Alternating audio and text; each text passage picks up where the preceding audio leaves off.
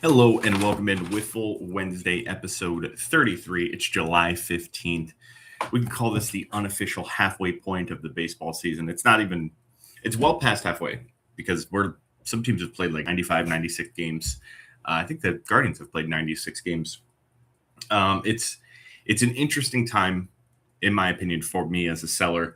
The title or the topic of today that I was kind of like harping on, and it's what I've been talking about with people in person. People ask me like, how are cards doing? How's the business doing? How's baseball doing?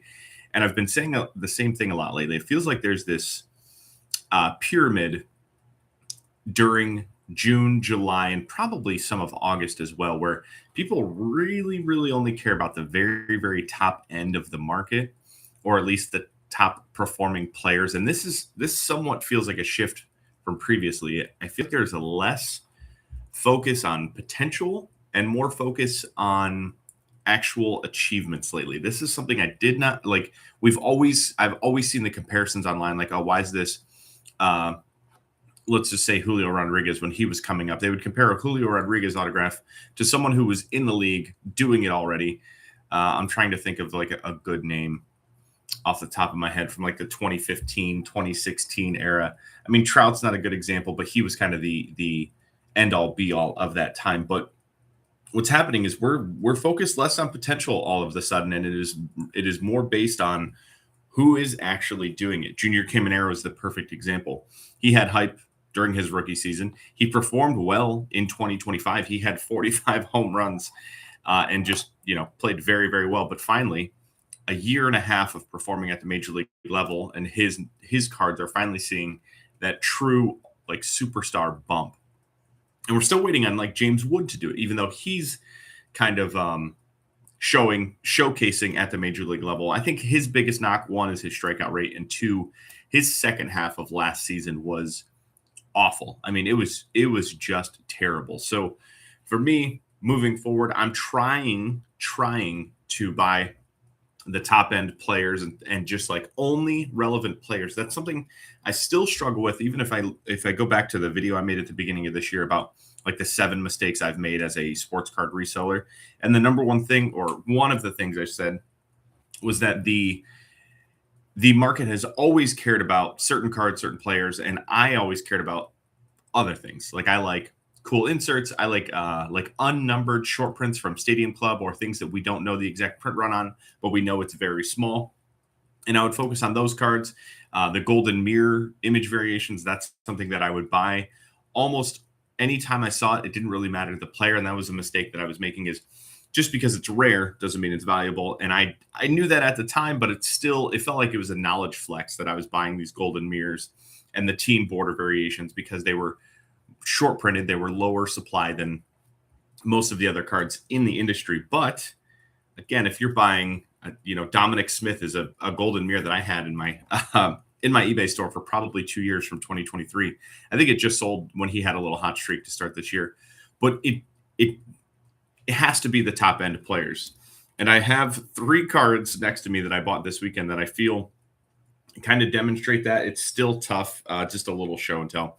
I bought this Ohtani refractor. I just posted a short. You can't even tell it's a refractor in my camera lens, but it is. You can see it up by the number 1 there. This is a 22 Stadium Club Chrome refractor. I bought this for $20. I didn't think, I didn't really give it much thought when I bought it. An Ohtani, somewhat limited parallel for $20 seemed like a good deal. I went home and I looked this up, and I actually couldn't believe it. I think the last 3 sales are all 120, 130, and 140. Like it just one of these cards should not sell for that much, even of Shohei Ohtani. But that feels like it is the definition of concentration of the market. Jordan Walker, I did buy this before his home run derby win. I've been kind of a Jordan Walker guy for a long time, and this was the season I finally gave up on him. Sounds about right. But he came up in 2023, and he was only 21 years old. I think he might have actually been 20 when he debuted, because we're looking at he just turned 24. Oh, no, Joe's putting GoPro in the chat. I can see it. I know. I got to get the GoPro up and running. You know what the biggest issue right now is? I don't even know what show I'll be at this weekend.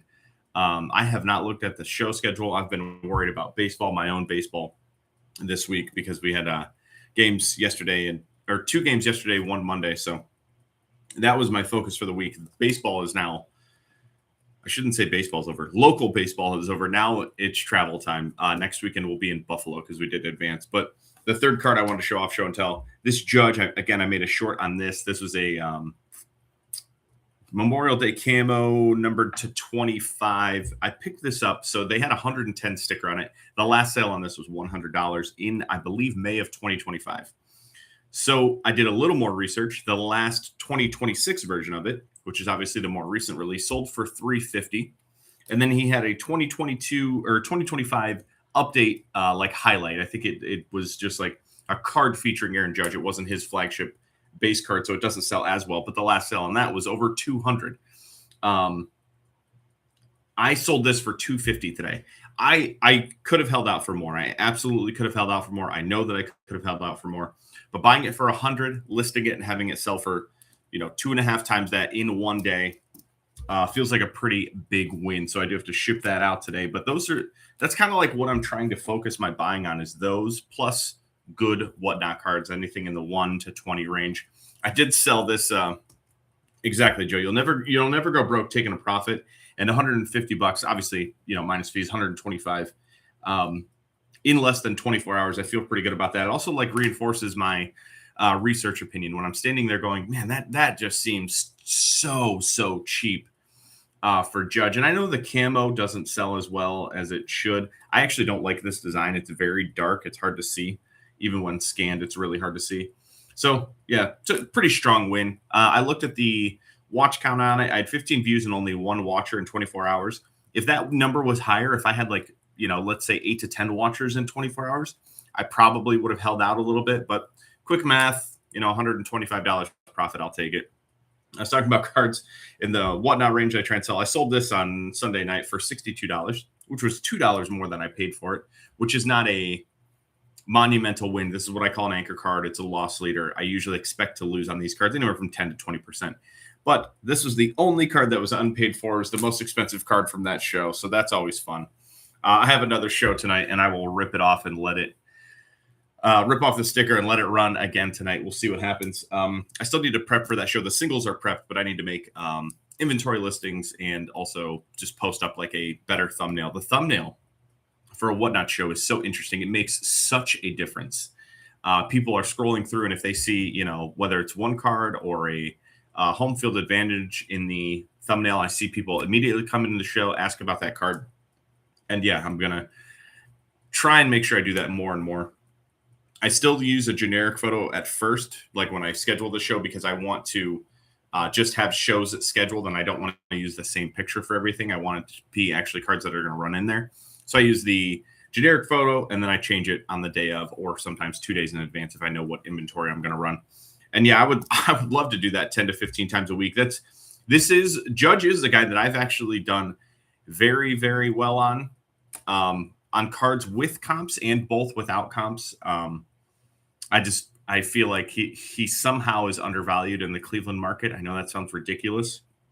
But I found that is the third or fourth Aaron Judge card that I've made well over $100 on. And, again, I'm not selling anything above $400. And then I still have a opening day rookie auto, which I'm pretty thrilled with.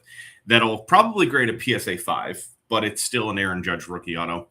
Probably paid $275 for it. I would guess it's triple that, even in a PSA 5, which is what I'm expecting it to come back as. So we'll see. And more Judge. I did buy more Judge. I didn't even post this one up. Judge out of 25 from Pristine.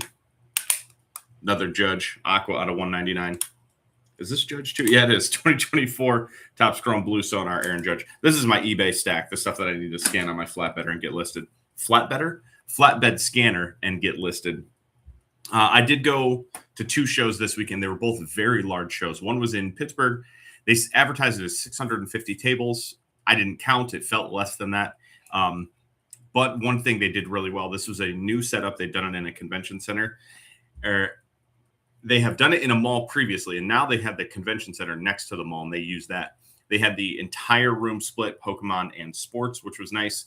I did walk around the Pokemon section because sometimes some of them will have a sports box, a baseball box, and I did this glance. I didn't find anything, but you know, after I'd walked the sports side 2, 3, 4 times, I did try and hit up the Pokemon side just to make sure there wasn't anything hiding. That show it's put on by Pittsburgh Card Shows, and that show is a very, I don't know, like you can tell where the show doesn't really matter in this area. It's who's putting on the show. I could have predicted like 35 dealers that were going to be there just by who is promoting the show. That's not always the same good dealers. It's 35 dealers that I've seen before. A lot of them don't change inventory. I'm really curious how they're rolling over so many singles or how they're affording these tables. I'm sure they're selling a lot of stuff to people that aren't me, that aren't, I'm looking for resale. There are other people looking for collections. So I'm sure those people keep them in business. But when I see some people, it's a zoom right past for me, and I'll give them a look on my third time through once I've passed through. Hopefully, new dealers or people that I know run a good table, or at least good value box, whatever it might be.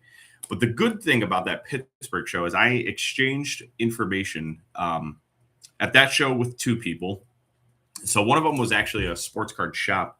They had bought a collection from someone, and it was mostly Topps flagship. So it ranged anywhere from like 2005 up to, I want to say 2023 was the most recent card in there.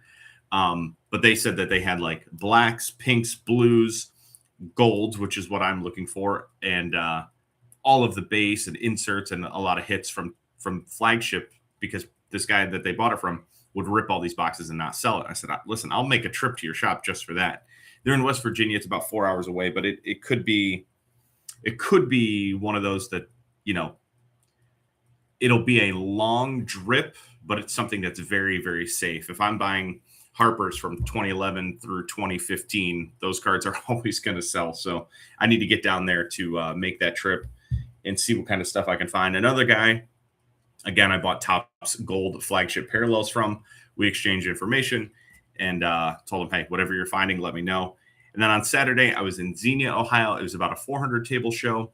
This one, I think, was actually probably bigger than the other one, at least for my purposes. I think there was more baseball-specific sellers at this show than Pittsburgh, even though the total count was less than 250. But again, I exchanged my information with someone. So even though the shows were okay for buying purposes, I was able to get my name out there. The one guy said he wants to sell his entire showcase within the next 3 weeks, or the next 3 shows. So it should take about 3 months. And I told him, hey, look, I'm the guy that you come to at the end.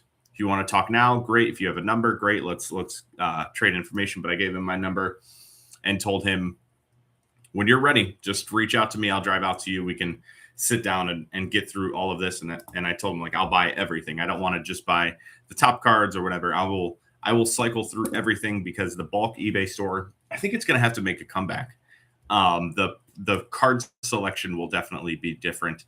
And I now have 2 sources that I can like kick out the low end stuff too. I know the one guy, so his name's Dale. I've been seeing him for years. I buy stuff off him almost every show, but he has a $5 box, a $1 box, quarter boxes, dime boxes, and nickel boxes. And he just keeps cycling down and down and down.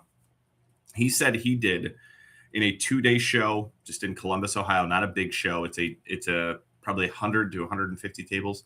He did over $6,000 with just those value box types. Just like, to me, that's so crazy to think about. Great for him. That is a number that I can't even fathom, like $6,000 in quarter boxes. That's 24,000 cards. Obviously, it's not all that simple, but man, that's very interesting and very cool for him. But he and I have a fantastic relationship. Like I said, I buy from him almost every show. I give him my used top loaders. So when I go to a show, this is how everything comes to me. But I will take every single card out of here, put it in a new sleeve, new top loader. So all of those top loaders just get put into a box. I take them to Dale. I don't ask for anything. He doesn't give me like a major discount or anything. I I would rather give them to him than throw them away, which is what would happen. So happy to have that good relationship. And then this past week, well, I told him probably 2 months ago, hey, if you find any Topps flagship golds that you want to just bulk up to me, let me know. And I think he had 145 for me this week.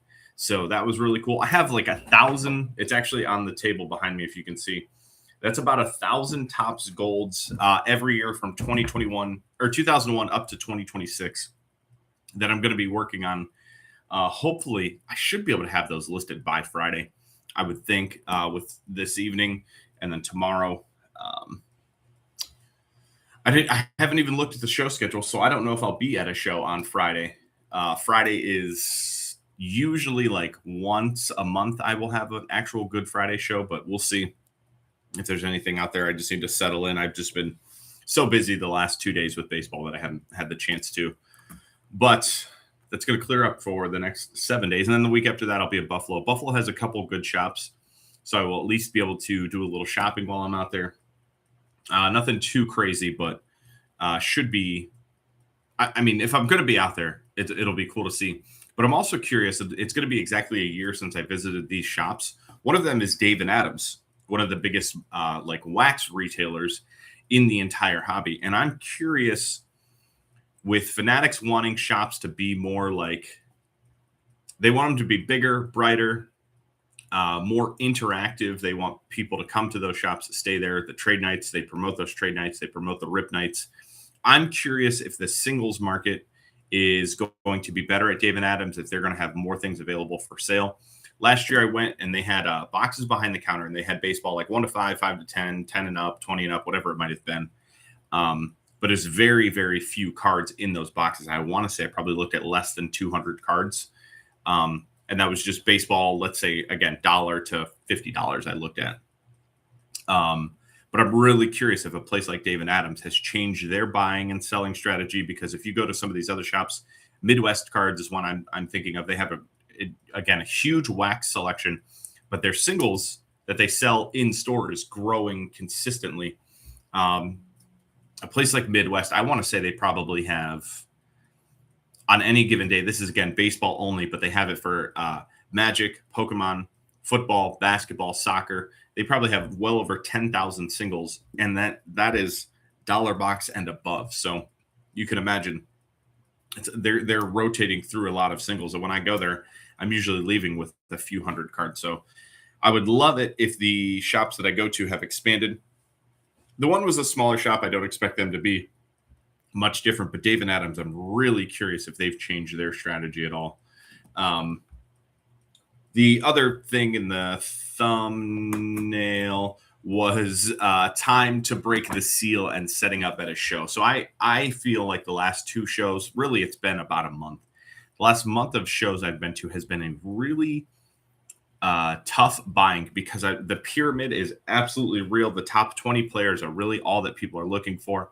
If I'm standing at a table and someone's walking up, they're asking, hey, do you have this player? Do you have this player? Do you have this player? It's the same 20 names. Very rarely am I hearing anything that's not Ken Griffey Jr., Shohei Ohtani, Kim Schlittler, Jacob Mizorowski, or Aaron Judge. Like, that is who people ask for over and over and over again.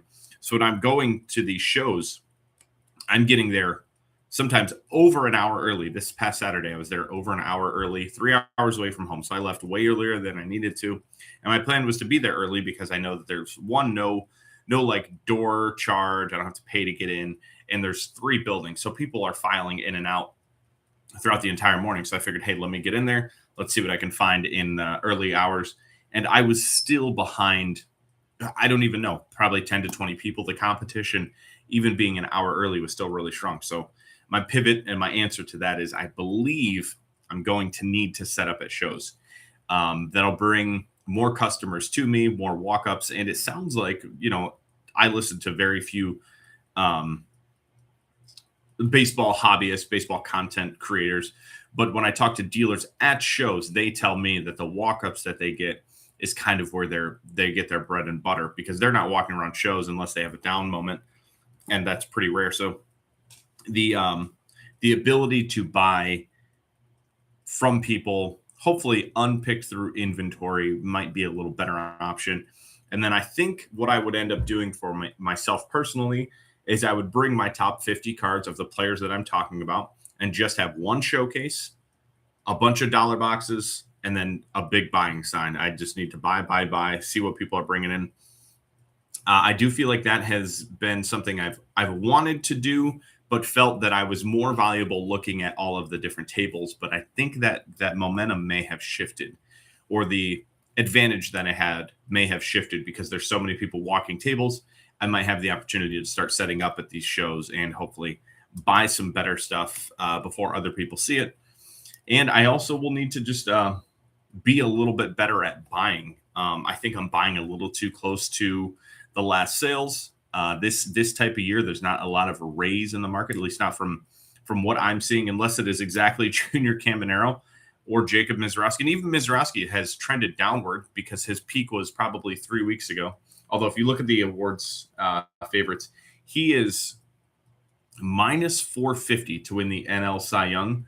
What I find interesting about that is he just said he had arm fatigue towards the All-Star break. Christopher Sanchez didn't look good in the All-Star game. He's the number 2 option at plus 550. So there may be an opportunity for like Zach Wheeler or Chase Burns to make a late run at the Cy Young, or maybe Shohei Ohtani. We'll see. I was actually looking at all the odds before I went live. I have the tab open.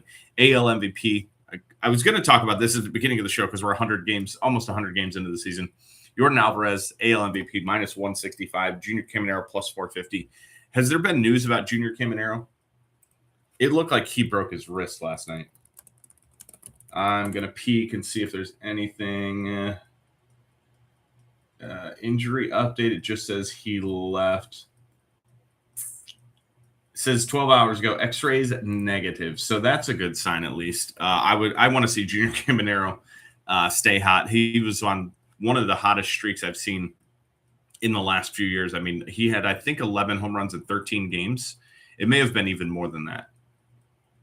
He had a 3-homer game. He was at 10 homers in 10 games, and he may have homered like 2 games later. X-rays negative. That's what I need to hear. Thank you. That is crucial. If Alvarez stumbles, I do think that there's still like 3 to 4 winners. This is ESPN's website. They have Bobby Witt at plus 500. As a Bobby Witt guy, I don't know if I see it just because that team has been so bad. And Witt missed some time. I mean, he obviously has the defensive skills to do it. His home run pace is down a little bit, but he does get on base, steal, and score a boatload. Nick Kurtz, Ben Rice round out the top 5. Any one of those could win. I mean, a big 60-game second half, and I think that's pretty wide open in the American League. National League still has Ohtani at minus 1,000, which is really, really strong. What's wild to me is Ohtani decided not to start the last game because his knee was bothering him. He's going to have one more start before the All-Star break, and he just hit a home run and said he homered twice over the weekend. Like, he's so good. It's really fun that we get to watch him like he's playing during my lifetime. The obvious card market part of it is very interesting because he is the end-all be-all when it comes to historical pricing. We've never seen anyone like this. Mike Trout was always the peak from, let's call it 2011 to 2016, where he was the like definition of, oh my God, look what this guy does versus everyone else. Look at his even star insert versus everyone else's insert at the same level. We're seeing pricing from Ohtani. That discrepancy between Ohtani and everyone else is something completely unprecedented. We've never seen anything like that. So him just sitting at minus 1,000 for MVP, again, in the card market, it's interesting, but he's so incredible. I don't even think we can fathom it. I feel like that we're seeing the same thing I saw when I watched LeBron James play during his peak. It's so good. It's so elite that people are taking it for granted. Like, they're like, oh, Ohtani only has 21 home runs this year. Yeah, but he's also 6th in the Cy Young race. He's 8th.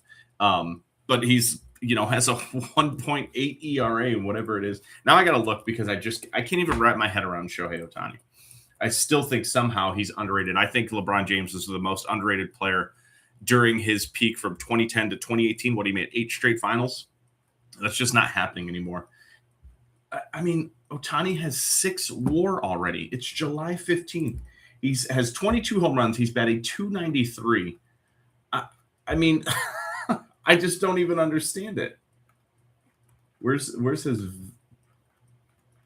This is all pitching. There we go. He's 8-2 with a 1.79 ERA, more than a strikeout per inning. His FIP is 2.61. His ERA plus 234. Like, I don't know. It's somehow we're underrating him. Well, I truly, truly believe that. I know the Ohtani haters are going to come for me. They're few and far between, but the people that believe he was gambling really just can't stand the guy. And yeah, I can't even wrap my head around how good he is. AL Cy Young feels wide open. Cam Schlittler is the favorite, but he has struggled. I want to say 2 of his last 3 or 3 of his last 5. He's kind of been hit a little bit. Dylan Cease right behind him, plus 145. Cease looked good in the All-Star game. And I was actually surprised. Cease has better numbers than I realized. Obviously sitting second in the AL Cy Young, but he has been such a like every other year guy that I didn't realize how well he was doing this year. Excited because I've always liked him.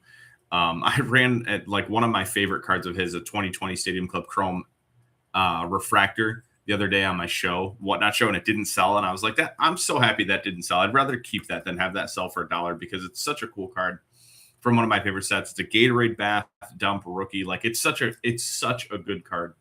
Outside of Schlittler and Cease, like Drew Rasmussen is 11-1 odds. And then Joe Ryan, 22-1. I don't see that happening. I could see Gavin Williams making a run. He's at 45-1, but he just needs to not walk anybody for the second half, and he'll be all right. Mizorowski, huge favorite in the NL Cy Young, and then Rookie of the Year's run or standings are very they feel like they're kind of wrapped up already. Kevin McGonigal's minus 245. Murakami's at plus 700, 7-1.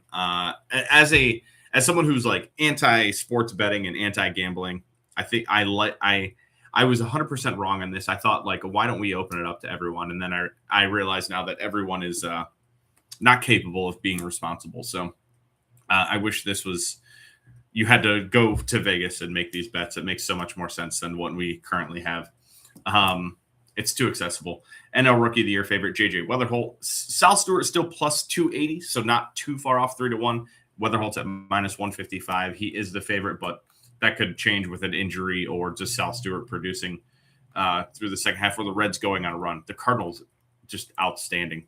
I was looking at the standings. White Sox and Guardians tied. I'm sure the stat nerds and the predictions before the season probably can't even fathom that. I know the Guardians were 3rd or 4th in every single thing I saw. The White Sox were probably last in everything I saw. But I said it multiple times going into the season. The White Sox did everything I wanted the Guardians to do. The trades they made, the moves they made, signing Murakami. It was, I think the writing was on the wall, and they always had people I was interested in. I think their pitching staff is very interesting. Good, I don't know, but interesting. And then, they're having their rookies performance. So are the Guardians. The Guardians have 3 rookies in the top 10, Bazana, Messick, and DeLauder. Chase DeLauder. Last whatever games it's been since he came off the injured list. Man, he looks invigorated. I can't wait to watch him the rest of the season. I'm loving everything I'm seeing out of him. His bat to ball is elite right now. His home runs are bombs. They're not wall scrapers by any means. So excited to continue watching Chase DeLauder. That was another sale I had the other day. I want to say it was a gold rookie to 50 from Bowman.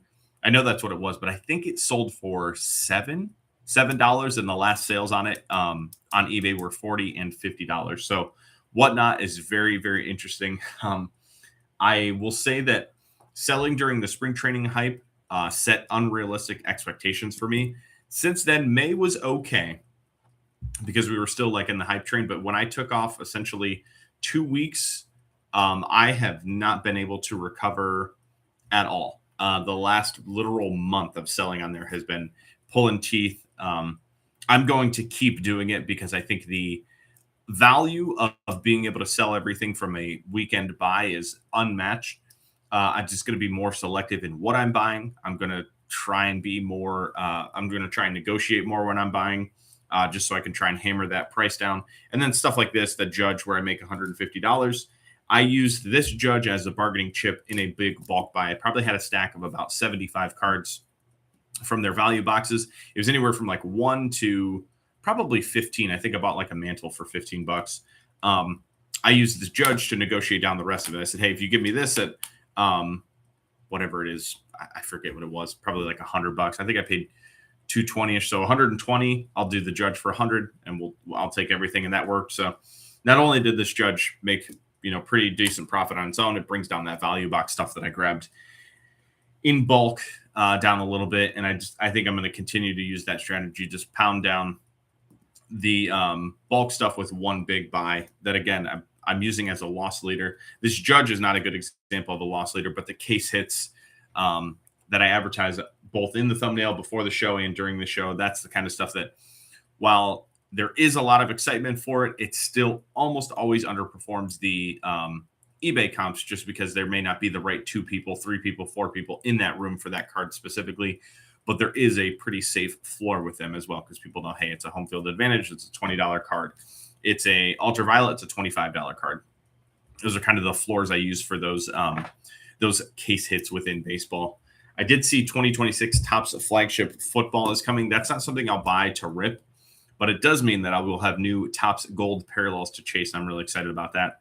I guess I'm going to be looking in like basketball and football value boxes now to try and find Topps gold. I bought a few, and I will say, I talked about these Topps golds a while ago, and how I just think that this will be the market and the cards going forward.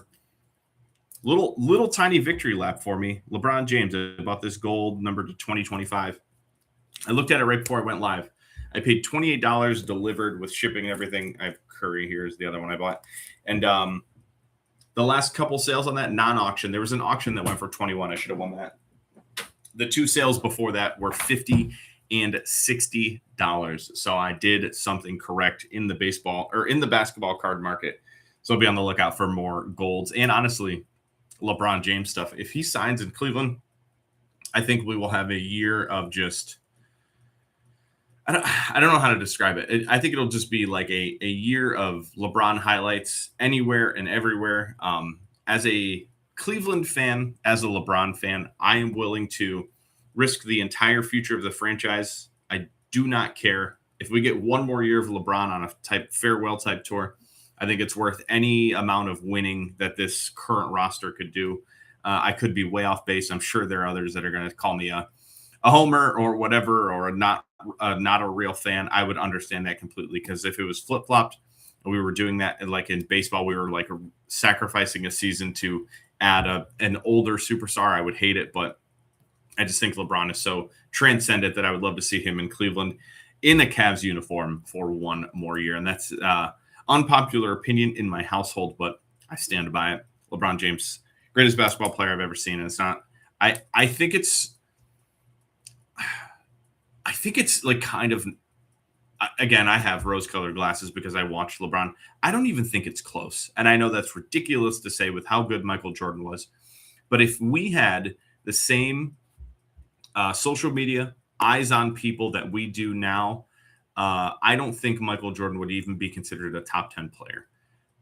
He was obviously an incredible scorer, incredible playmaker, and incredible winner. He won a lot of championships. But if we had the social media that we had now when he was playing, people would despise him and wouldn't care about his accomplishments. They would just know how terrible of a person he was. And I think he would go down as just like a good basketball player, terrible human, and it would not have the same superstar appeal that he does now. I could be way off base on that. There's literally no way to quantify it or figure it out. But man, I just think LeBron James I just think he's underrated somehow. It's so incredible. His longevity, his stats, his vision on the court. It's just stuff that we don't see from anyone else. Never have. Probably never will. The longevity portion of it, I think, is going to be.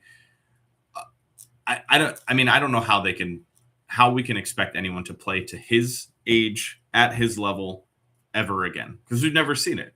Same thing with Tom Brady. Tom Brady set this unrealistic standard. No one is going to play quarterback in the NFL till they're 45 again. I don't think that will ever happen again, at least in my lifetime, unless we get some robot type body parts and things like that. So we'll see.